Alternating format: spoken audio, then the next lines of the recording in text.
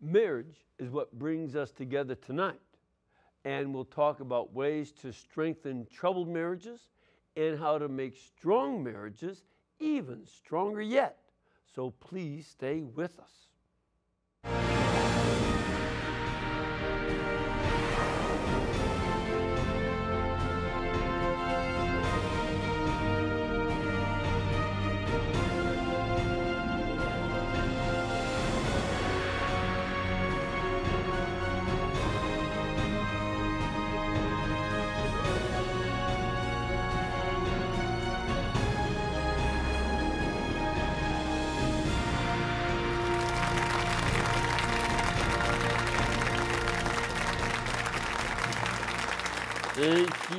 Thank you very much, and welcome. I'm Father Mitch Pacwa, and welcome to EWTN Live, where we bring you guests from all over the world. Tonight, we have a guest, but I want to first mention that it is also the feast of a Jesuit saint, Saint Aloysius Gonzaga. He was born in 1568, about 10 years after St. Ignatius had died, and he came from a very noble family. You hear about the Gonzaga family sometimes doing mischief too. There are all sorts of stuff going on, various wars and all, because they were a very powerful family. His uncle happened to be the Pope. And people expect, well, he'll end up a cardinal or something, but he wanted to join the Society of Jesus. And that meant giving up, all of that, wealth that he had and a relatively easy life. He very much wanted to live without all that. He entered the society, and during a plague, he was helping out the plague victims, and he contracted the plague and died in 1591, a very young man, just in his early 20s. And as such, he is a great model for a lot of young people in terms of calling them to great generosity, to serve those in need and who are poor, as well as someone who says, I don't need to have lots of stuff. I need and find my joy in serving God. So we celebrate Saint Aloysius Gonzaga. Now we have a guest. He is the Bishop Emeritus of the Diocese of Spokane, Washington. And although he's not married to a woman because of his vow of celibacy due to holy orders, he does have he wears a ring because he was married to a diocese. That's why bishops have a ring, and I don't. But he also has counseled lots of married couples in his years as a priest and as a bishop, over 40 years now. And also with his work in Worldwide Marriage Encounter, which is very much involved in helping couples around the world strengthen their relationship with their spouses and with the Lord, who's the center of the marriage. So please welcome Most Reverend William Skylstad. Bishop Skylstad, thank you. Welcome. Thank Good you. to have you here. Thank you. Thank you. How long have you been retired now? About 6 years, 7 years. Yeah. 2010, 2011. So you're just going around, sitting around eating bonbons all That's day right. and having an easy life, right? Well, it's interesting. When I retired, I wondered what I would be doing, and that question now is answered. So, but I've been involved with Marriage Encounter for over 40 years, and as a presenting priest, almost that long. And since I retired, I've become much more involved, both in presenting weekends, but also in national and international leadership. So that's been just a remarkable journey for me. And it's a good, I guess, a good example and witness of how the Holy Spirit works in our lives in surprising ways. I never dreamed 5 or 6 years ago I'd be doing now what I'm doing. So it's been a real journey of grace and blessing. Well, it's not unusual for retired folks, and I think in a certain way retired men, who wonder the same thing. Well, we invest our identity so much in our career, our job. Right, yes. And what will I ever do? Well, and I don't know about you, but I tell married men, find something to do before you retire, because you will be at home and drive your wife nuts. And I guarantee she will return the favor. Well, it's interesting, especially the last few decades, as we live longer and as bishops live longer, over a quarter of our bishops in the country in the U.S. are retired. But it's interesting to see how various ministries have developed. They've gone back into parishes. Some of them are doing the kind of work I'm doing, a lot of retreat work, or they might have a specific ministry of visiting prisons or whatever it might be. So that's a whole new expansion of our ministry after retirement that keeps us, I think, relatively busy, but also, I think, bringing with us our own experience and stories and our own faith journey, hopefully that will inspire and enrich others as well. See, I think that's right. That retirement as such means getting out of certain kinds of responsibilities that have their own stresses and stuff, and good to leave to the younger people. But there's a wisdom that doesn't go away. I mean, you can have problems that it does go away, but but it doesn't always. And to use that for our Lord's service in something like Marriage Encounter is a great gift. Tell us a little bit about the beginnings of Marriage Encounter. What is it for? How did it get started? Well, Marriage Encounter began in Spain with Father Calvo about almost 50 years ago. And next year we celebrate our 50th anniversary of Marriage Encounter, Worldwide Marriage Encounter here in the United States. Began in Spain, but then as it came to the United States, expanded very rapidly. And in those early days of 45, 50 years ago, there's just a huge positive response to the movement. I remember that very well. I knew so many couples who got into it. And one of your brothers, as a Jesuit, Father Chuck Gallagher, of course, was a real spark plug in getting the movement started here in the U.S. Now today, almost 50 years later, Marriage Encounter is present in almost 100 countries. It's incredible the growth that has occurred, and even more recently, the expansion of the movement into China, where it has exploded. More recently, very recently, weekends presented in St. Petersburg, Russia, Cuba, Haiti. So that expansion continues in a wonderful way and is of tremendous service to families and specifically to married couples, and I must say to us priests as well. Very much so. I became involved in '79, and I found it a very, very helpful component of my priesthood, and helped set that in good light. Gave not just that kind of work, because I didn't do so much work in it, but the fruit of Marriage Encounter was a help to me as a young priest. Very much so, from a couple different aspects. One, with regard to one's own personal growth and the wisdom of the movement itself that helps you to keep in touch with yourself and with your journey as a sacrament. But secondly, the relationships that evolve in relationship. Married couples, I consider it a huge privilege to be involved with so many holy people who are dedicated to the church, lay people who are so dedicated to the church, not to mention, of course, brother priests who are involved in the movement as well. You mentioned a great phrase that rings true to me, that the wisdom of Marriage Encounter. What would you say is some of the key wise elements that Marriage Encounter is offering to marriage at a time when marriage is in great difficulty? That's right. I would say, first of all, from the beginnings of Marriage Encounter to the present moment, there's an evolution that has taken place in terms of deepening the experience, but also the way of being able to touch couples. The wisdom, I think, that really comes from that, first of all, is a sense of the dignity of the human person, and that's such a strong teaching for us in the church, but also moving on very quickly to communication and to our being people of God, a child of God, our relationship with the Lord, and how that relationship with the Lord automatically spills over to our relationship with one another, with my spouse. And then ultimately, of course, that leads us to mission in the church, our relationship with everybody, and proclaiming the gospel and living our sacraments that is a source of inspiration and encouragement to others.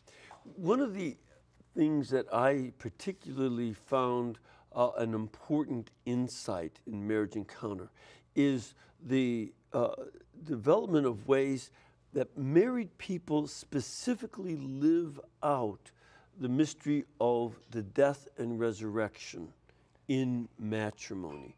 And that was a key part of Marriage Encounter, as they help people to understand authentic love in light of Christ's death and resurrection. Very much so. I think one of the things that we are tempted to think that we have to live perfect lives, and we don't, in the sense that Come on, is it true? Even bishops? Even bishops, especially bishops, maybe. We are very human. And one of the great things about Marriage Encounter, it leads people through an appreciation of their first contact with each other, the romance that is involved in the relationship, the marriage. But then, for all of us, whether you're married or whether you're a priest or you're a bishop, reality really hits the road. And then you get into the disillusionment phase. And that's where the strong sense of wisdom of decision to be faithful to the sacrament, to my service as a bishop or priest, and then moving on with that sense of decision to love the Lord and to love one another moves us into a spirit of joy.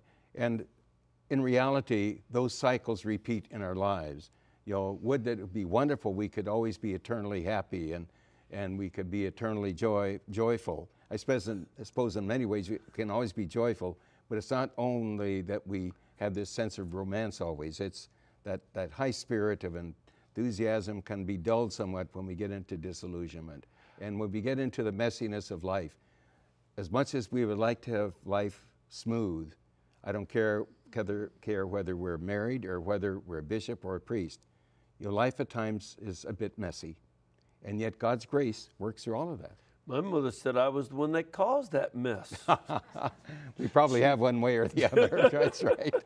But I think there are a couple of the problems in our society is that on one hand, I don't sense that people even know how to be romantic anymore. Oftentimes, and I taught university and spoke to many of my students over the years, and they would tell me, I don't know how to be romantic with a woman. I can get them into bed, but I don't know how to be romantic. And so I think that's one of the difficulties that we have. And then the idealism of romance and the idealism of the other doesn't take place. Yeah. And then as a result, they don't know how to experience with the dying to that romance, and then going on towards making the decision to love.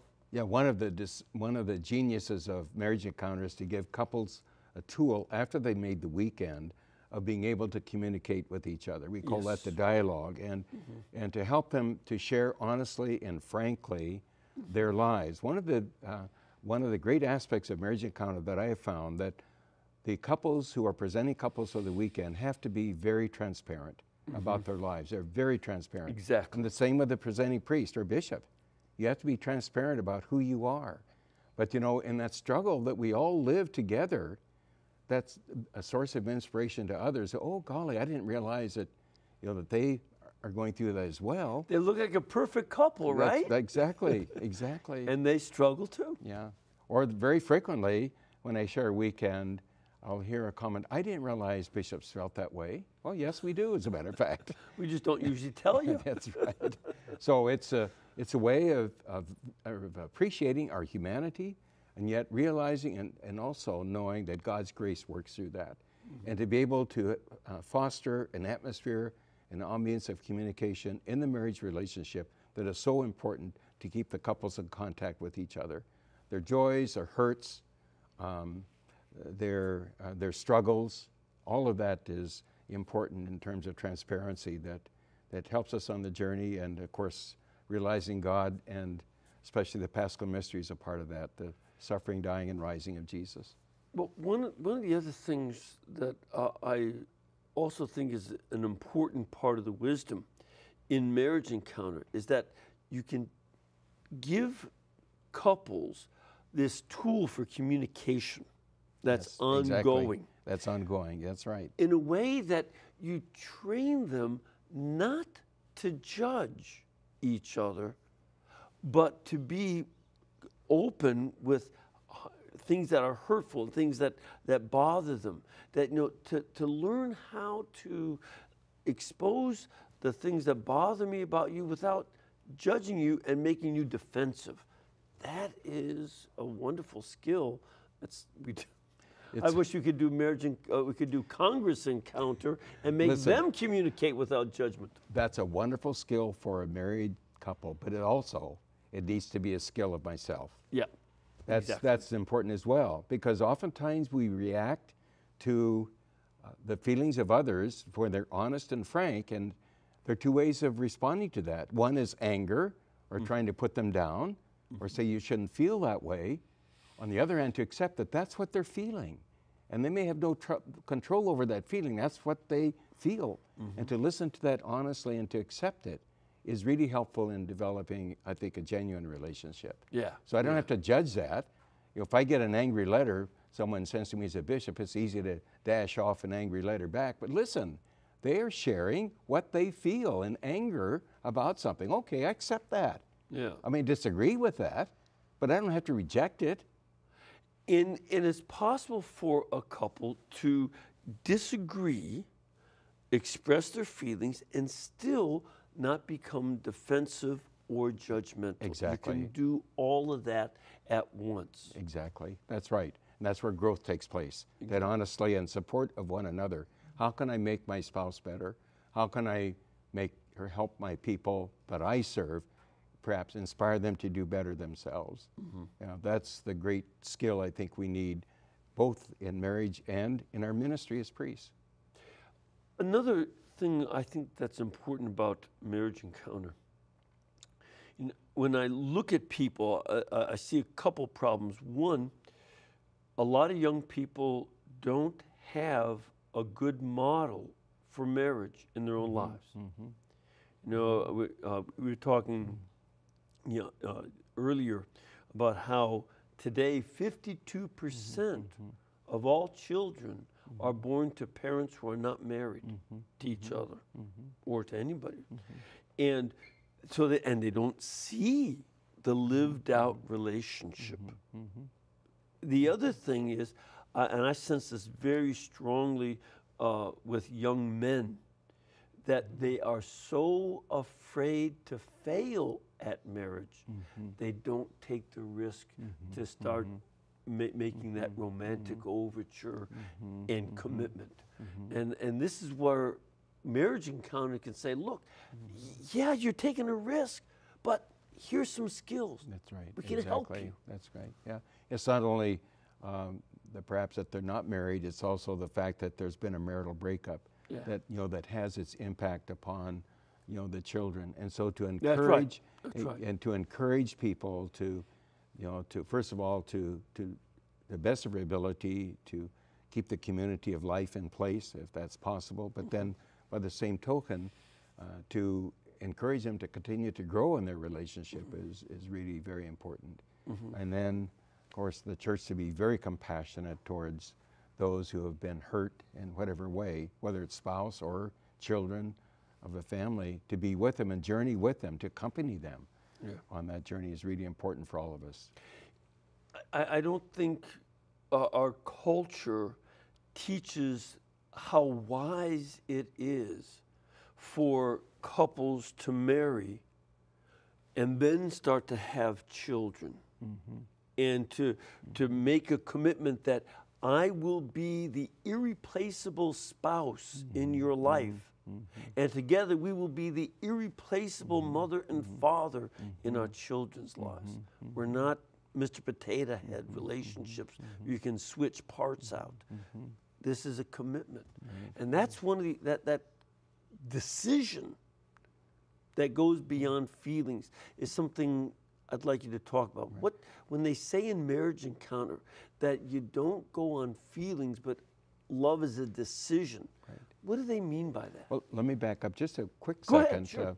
I think one of the things for us as church is really important for us to help prepare couples for marriage so that as they come to the marriage itself, that they're somewhat realistic about their fiancé in terms of qualities and what are some of the obstacles, what are some of the joys, and to be honest about what the journey, as best we can, explain to them means as they get married. Because the day they're married, life changes dramatically.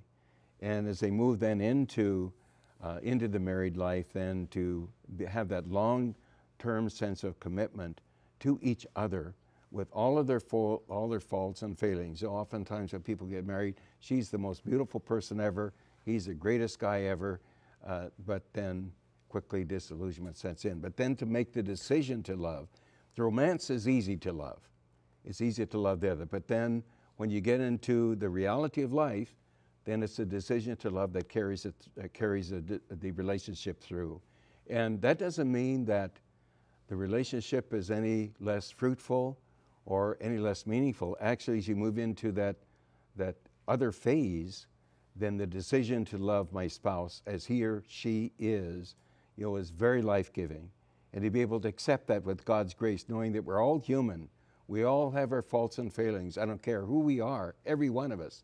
Even the Holy Father readily acknowledges that, as we well know.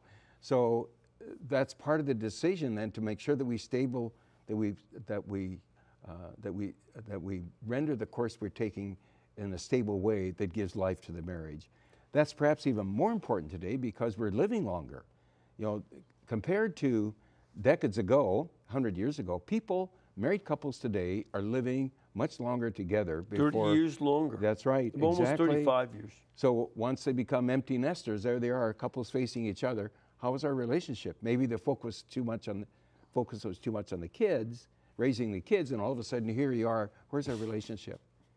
And you want to live another 30, 40 years. And so maybe, and so that's where the decision to love and to continue to grow in the marriage is really important. We need to accompany people from the moment of their thinking about marriage all the way to the time that they die as spouses. Again, that's what Marriage Encounter does, because it's not just one weekend and then it's all fixed. That's right, exactly. Marriage Encounter is ongoing community of married people and clergy helping through the different stages of adult life. Exactly, yeah. And that mutual relationship between couples in Marriage Encounter and priests, for us priests who are involved with the movement, is mutually beneficial. Certainly I can speak from personal experience now with being involved in the movement for several decades, that it's been a huge grace and a blessing and a treasure for me. First of all, from my own standpoint of formation, that we all are continuing to learn, and I've learned so much from couples with whom I've been closely associated with in the movement. Wonderful people, great people. But secondly, as we look to who we are, as we continue to grow and to develop that sense of community and relationship in the church, so that we don't become isolated as a priest, or we don't become isolated as bishops so much, but that we're together as a family in service to the Lord and to one another.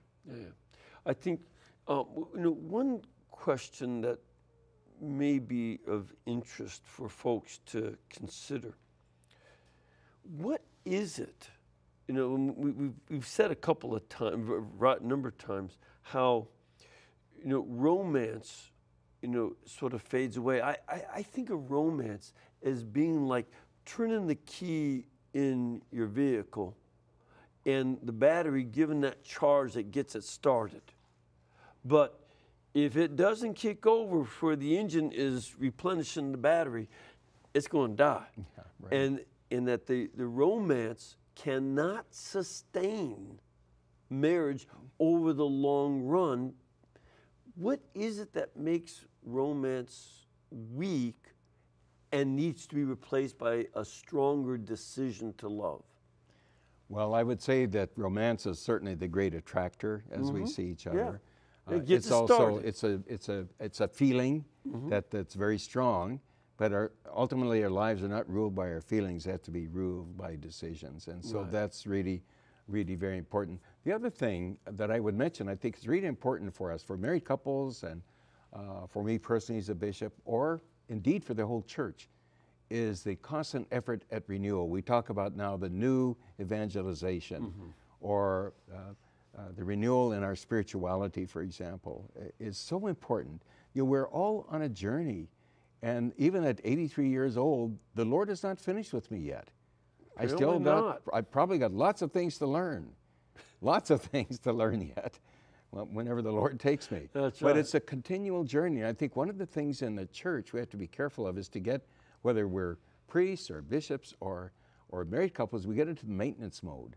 How do I continue to grow and develop the gift that God has given to me? And that's a continuous journey, it seems to me. So the romance leads us into that. You know, it's the same thing for us priests. The first day we were ordained, we could probably whip the world with one arm behind our back. Well, reality fairly soon sets in. That's right. You know, life becomes real for us priests. All right, Father, set up the chairs in the basement of the church. We got a meeting. Yeah, or the first time you get a nasty letter that you thought were really, you know, they're really strong supporters of you, kind of a little bit of disillusionment when that happens. Sure. But by the same token, that matures us. And we're all in the process of becoming mature, more faithful disciples of the Lord Jesus. Yeah. That's an ongoing journey. And with married couples, it always strikes me as a very bad sign when a couple will say, I already know what he's going to say. She says the same thing every time. Because what they're doing is using that to stop listening. Listening is really important. That's right. And instead, you know, men and women can say, I don't know why he thinks that way, but I sure love him. Or I have no idea how she got to that point thinking that way, but I wouldn't be alive without her. You know, that's a sense of the mystery that sustains a couple. Whereas if there's no mystery left, I know what she always says the same thing. That's a bad sign. And the mystery of this person is still intriguing to me. I haven't figured her out or him out. I really like your term mystery, and it's exactly that. It's a mystery of the sacrament of marriage, the mystery of my priesthood. Some years ago, we had a national convention in Sacramento, and the theme was the gold mine of the sacramental relationship. It's like a gold mine, spiritual gold mine for us, whether it's in marriage or whether it's for me in priesthood or in life as a bishop. You know, you never really fully find all the gold, so to speak. You know, there's always that discovery that takes place. So we never know how the Holy Spirit moves us in life and continues to develop the gifts within us, including especially a marriage relationship.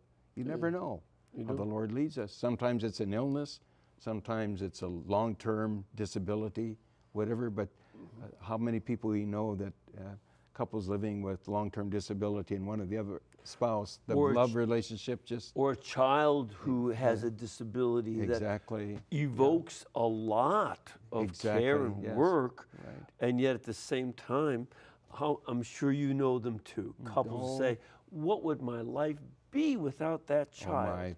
They come, this first shock becomes a realization of a gift, and that's the mystery. That's growth. Yeah. It's growth and a conversion in a way. In the Eastern Church, the word we use for the sacraments are the mysteries. And so that living the mystery of matrimony, you know, that living out that sacrament, even Latin sacramentum is translating mysterium. And so that sense of living the sacrament of matrimony or priesthood is living a mystery inherently. And keeps it interesting. Right. Do you get bored? No, never. Not really, no. The life is, I think when you really keyed into your spirituality and to your sacrament, life is full of surprises. That's right. Not always pleasant surprises, sometimes they're not. But then there's always grace involved. Exactly. There's always grace involved. So some of the tough days I've had, as I look back upon them, the Lord touched me. I think I'm a better person going through them after I finish them than. Sometimes it feels that he touched me by giving me a crack upside the back of my head. That's right. But he touched me anyway, and we sometimes need that. Life has a lot of joys, but also it's got some tough patches. And this is where, again, we live out the mystery of yes. finding a dying to ourselves, giving up what I expected, and accepting the reality of it, dying to my expectations, and letting God bring something new. It really brings us to a sense of humility. Yeah. That's really important. I think that's one of the transparency issues I talked about a few minutes ago. Yes. Yeah, transparency demands humility. And to be openly transparent about my own personal struggles and journeys that every one of us has. You mean one spouse can't be always right? So it's a sense of humility that is very powerful, and it's much needed today in our world. And we don't need to go into examples, but there are lots of instances. Let those who have ears to hear listen. All right, we're going to take a little break for a couple minutes. Just want to mention that you can go to the Worldwide Marriage Encounter website. It is wwme.org, wwme.org. Or you can call their toll-free number. It's 800-795-LOVE, L-O-V-E. So 800-795-LOVE. You can also go to find out about a Marriage Encounter weekend by going to wwme.org, their website, and then /find-a-weekend. So wwme.org/find a weekend with find-a-weekend. And you can find out where there's going to be a Marriage Encounter weekend near you.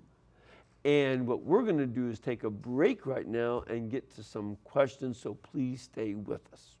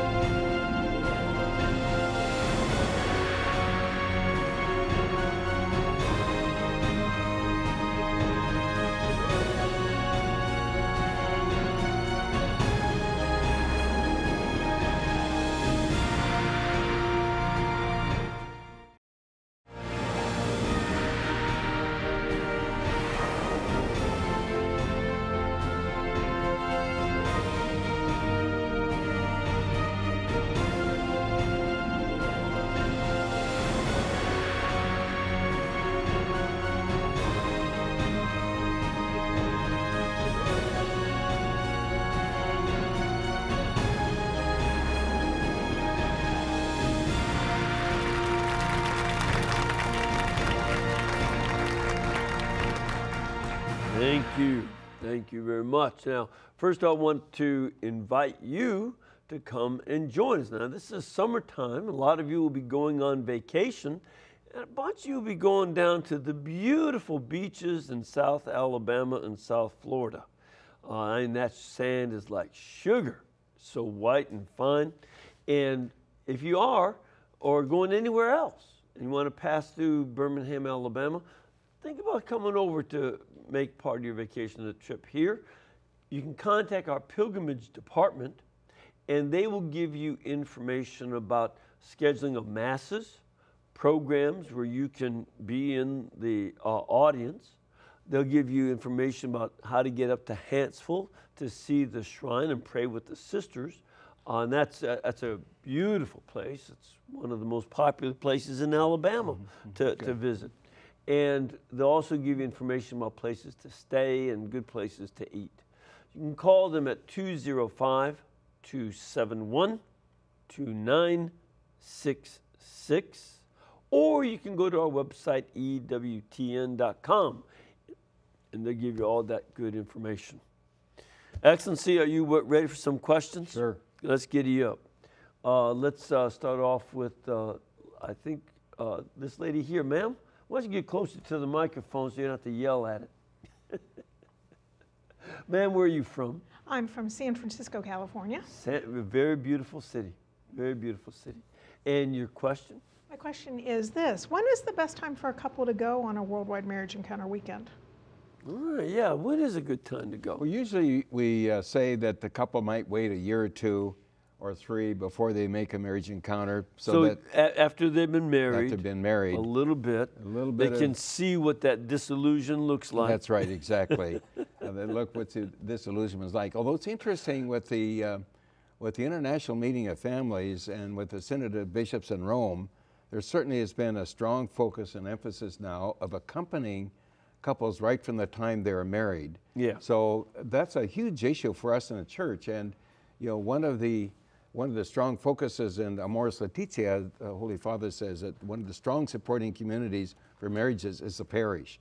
So what can we do not only to prepare couples, for example, through engaged encounter, but how do we follow up immediately after marriage? But then for marriage encounter, let reality soak in for 2 or 3 years, and then the experience can be very beneficial.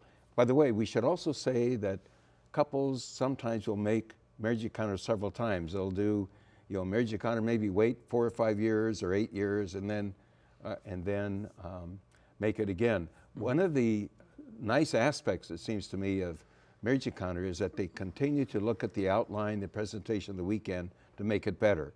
So what couples maybe experienced, say, 5 or 10 years ago, or 15, 20 years ago, as they look at the new experience, is a little bit different from what it was then. So they're deeper, better insights, deeper insights, ways we hope are more effective in touching the couple's lives. So, I think another element of what you're saying about the parish and the church accompanying couples along the way is that in a lot of Western societies, United States certainly is to be the case, couples no longer live so close to the rest of their extended families.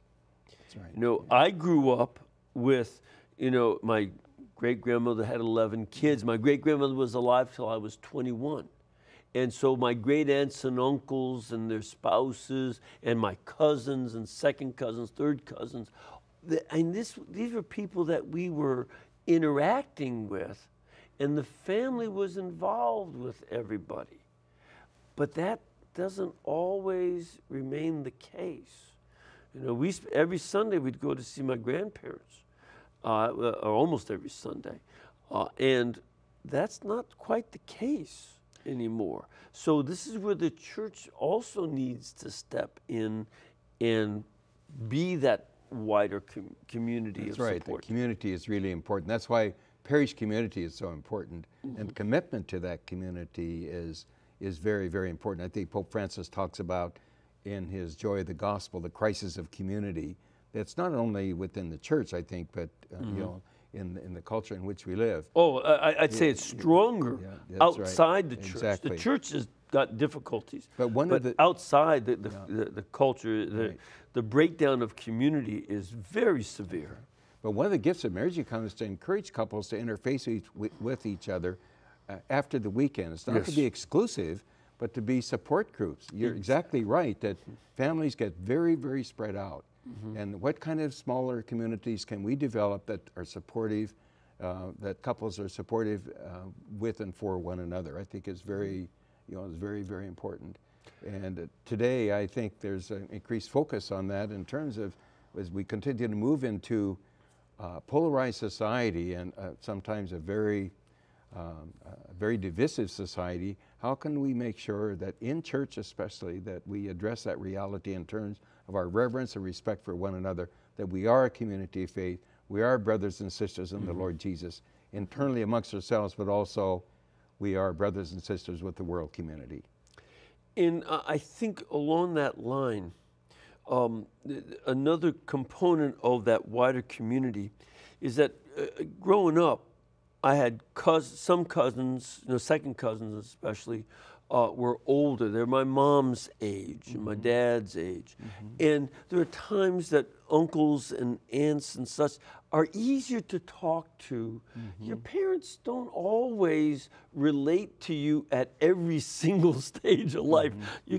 Teenage kids can drive their parents crazy and be nasty. So uncles and aunts can come in, and when there aren't those uncles and aunts of the natural family, groups like Marriage Encounter and other parish groups can sort of be that release of pressure within families. That's what aunts and uncles and grandparents do. They ease up the pressure, and you get other perspectives from other adults, and that's a good thing.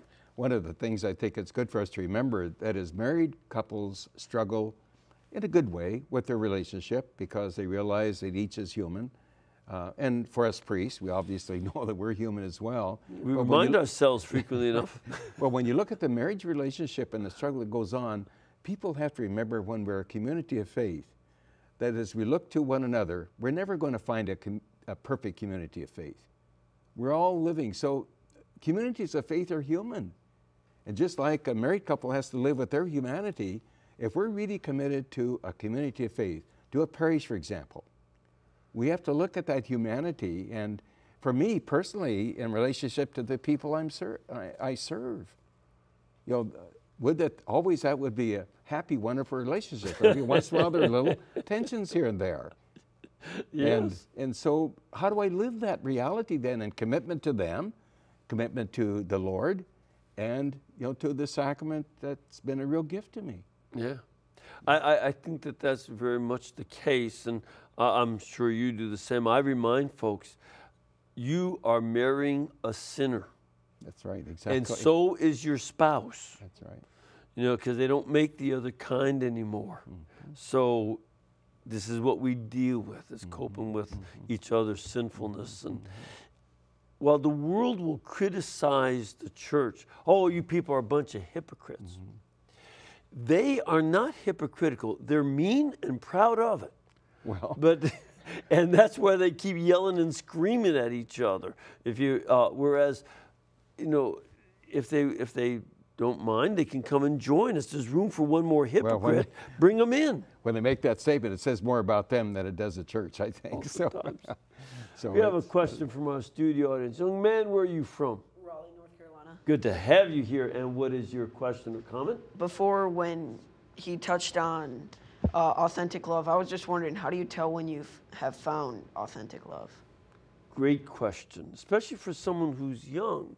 There'll be different experiences of attraction. How do you know?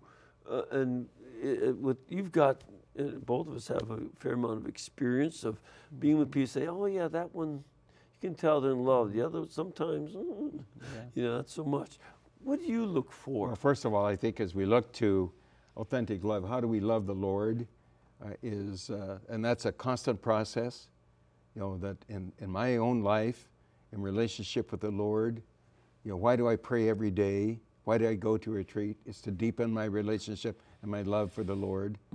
And that's an ongoing journey for all of us. It's the same for married couples. It's the same, I think, for us as we serve our people. How do we continue to grow in that love that we see in Jesus? The authentic love, I think, we find in Jesus.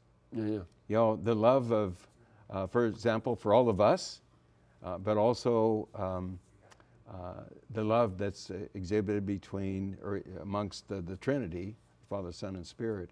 But for us, it's that to look at His love for us is so genuine and authentic.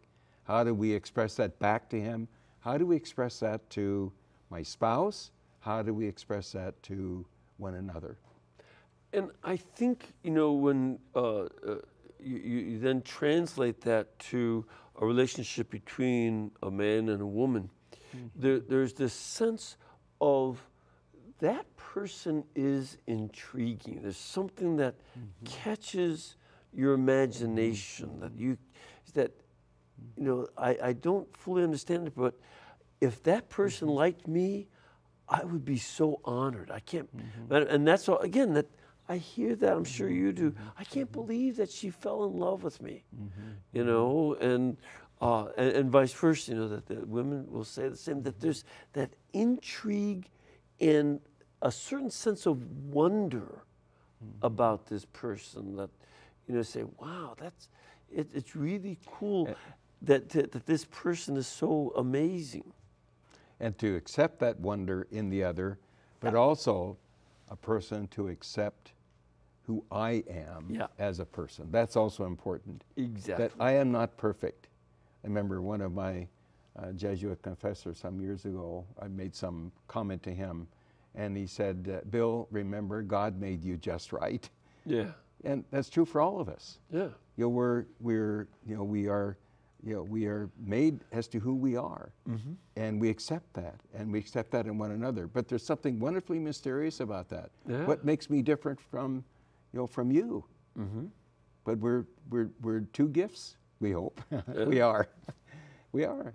And so how to continue to help people develop that gift of themselves that's unique to them in service to relationship to a spouse or to the people we serve. And I think that, in terms of the love being true, especially between a man and a woman, it will be something that persists. That's what I said before about, couples I meet who are married 60 years. I came across a couple married 73 years to each other. That's starting to be a long time. And that they are still amazed that person still loves me. That's that intrigue that they have. A little story. I remember years ago meeting an elderly couple. She was bedridden, and they're very much on in years. And I gave them a little blessing. It was some anniversary. I think it was their 60th wedding anniversary. But the comment he made, Bishop, we love each other more now than we ever have. Yep. That's it. That's the trick. Exactly. That's the trick. And it's just, that tells you that how for them the mystery of love has continued to grow and to develop to the point in their life where they're both now very far along, but they know the mystery even more and appreciate it more. Yeah. And you see it sometimes with couples when one is very sick, again, sometimes bedridden.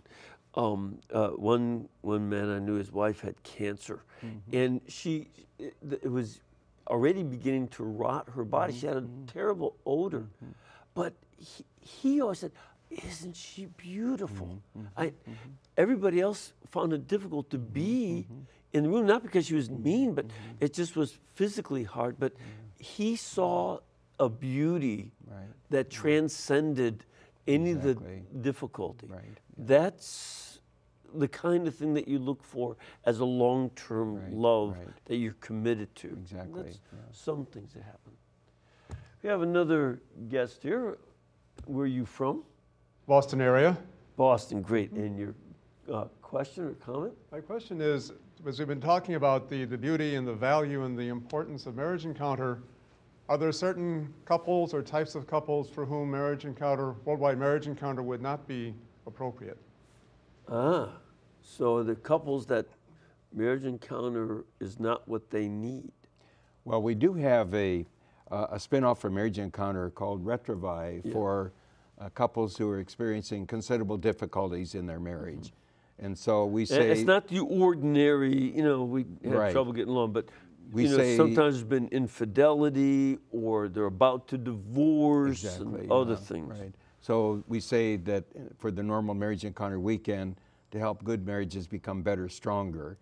And I think to look at that reality also for every couple, as we share with couples now, that every couple has room for growth. Every couple does. In fact, I just got an email from a couple not long ago who made a weekend that I helped present. And the lady commented, the wife commented, "I thought we had a good marriage, but I can't tell you how we've improved since, how we improved during the weekend." Even our kids are commenting on that. So it's that growth process that is so important to see how we continue to grow and develop. The Retrovi is for couples who are struggling in their marriage. And the presenters, the couple presenting have had the experience of almost going through a marital breakup or maybe even have separated for a while. So they've had the experience of the pain and the hurt that goes on. Yeah, that's sometimes they talk about it as marriage in crisis. Right, yeah. And marriage encounter is not quite for crisis, but the normal for the everyday stuff before it becomes a crisis. Exactly, yeah. And that's so it's and there's that's part of the ministry of the church that's so important in terms of both of those realities to support married couples who are doing pretty well but can continue to grow and develop, but also then those that are really struggling in relationships. So, yeah, and I think, you know, Retrovi is partly so important because I'm not particular. Sometimes when there is a divorce and then remarriage, sometimes it really does show a great improvement from perhaps a very abusive relationship, and things like that. That happens. Yes. But in the normal course of things, I'm also been impressed by how many people marry a person that is the same kind of yo-yo they were married to the first time. Yeah. And and that person's married someone like their first. They find each other again, as if they're working out the same problem over and over again.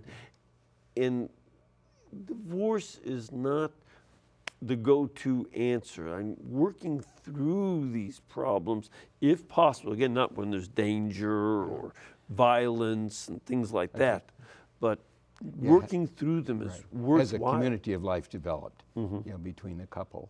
And so that's, you know, you're right. You can't expect a couple to live in a destructive relationship. Right. But on the other hand, to go through the struggles, if it's possible to develop that community of life again by way of communication and deeper insight, that's really going to be, I think, very important. And also in terms of divorce as the immediate go-to answer, well, we're just not getting along, this will be better for the kids.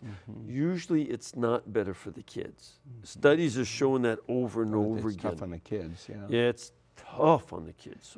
So that, you know, you want to say, not only for yourselves, but also for your children, it's good to say, can we work this out in some real ways? Right. One of the other realities, Father Mitch, we might mention that's pretty common in our church are blended families. Yes, you know, that's and right. to be sensitive to that reality. Yes. And we all know lots of examples of blended families that have occurred, and people move on, and it seems that they're doing very well, and it's healthy and joyful. I knew a widow and widower. She had 12 kids, he had 13. 25 kids. That's blending a whole bakery full. That's a house full. We have one more question. Where are you from? I came to EWTN from Wyoming. Wyoming. Great state. I love Wyoming. And rodeo out there is wonderful. But anyway, from your lived experience, how would you encourage or explain, give examples of how couples can better support their pastors, and how can pastors better support their parishioners? All right, you've been a chief pastor of a diocese. Well, it's a relationship thing again, isn't it? In terms of the couple's relationship with the parish priest and vice versa.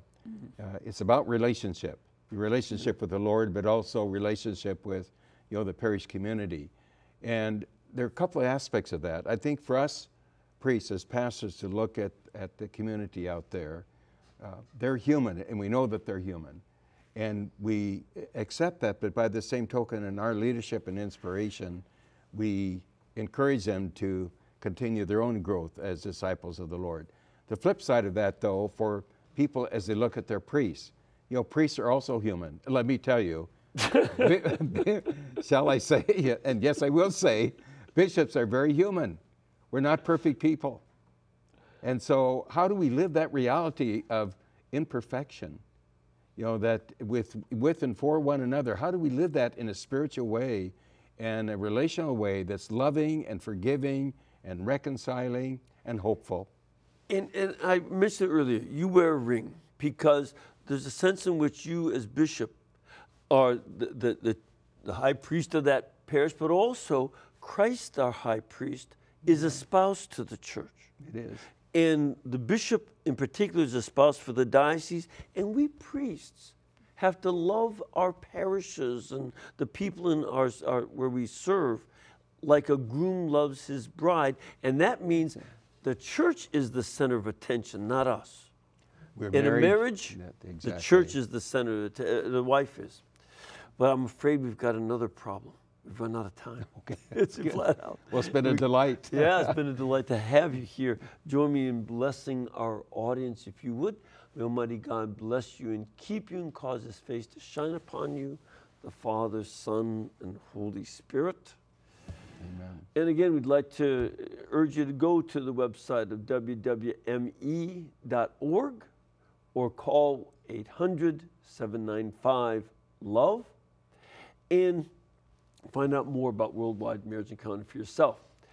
And of course, as you know, Mother Angelica felt called by the Lord to set this up so that you bring the network to you. So we ask you to keep us in between your gas bill, your electric bill, and your cable bill, and we'll be able to pay our bills, especially in the summertime. Thank you, and God bless.